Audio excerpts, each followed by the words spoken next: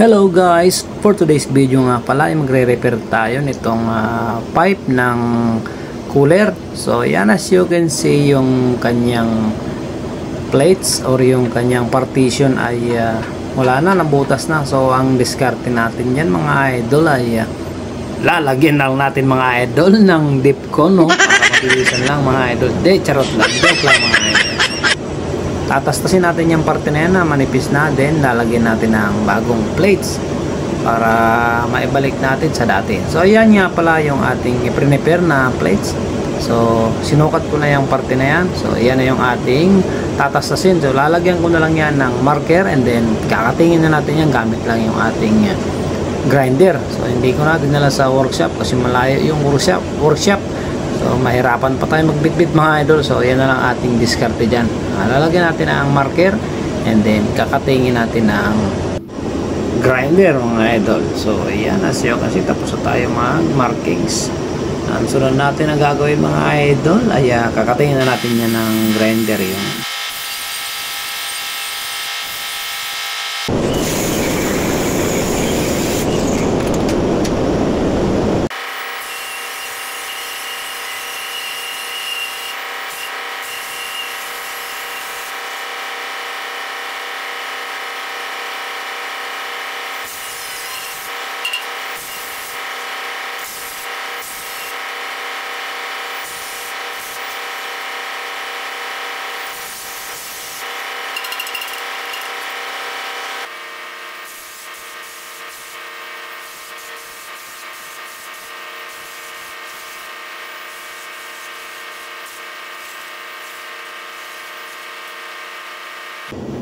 So yan, natapos na tayo maglinis mga idol. So yan na pala yung plates na ating prepare. Nilagyan na natin yan ng bibil mga idol.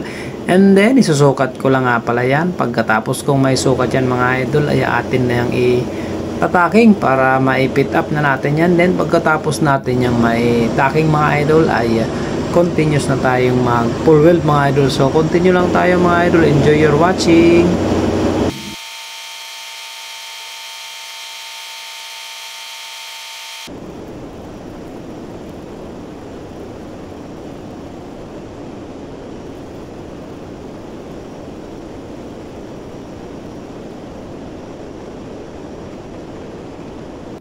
So yan ang mga idol, yung ating na full weld tapos na nga pala.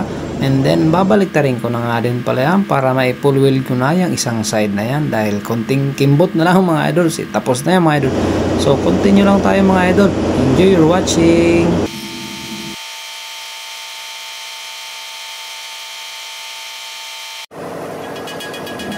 So yan mga idol, natapos ko na nga pala siyang may full weld. Yung job order na basic lang naman yung mga idol, yung mga ganyang trabaho.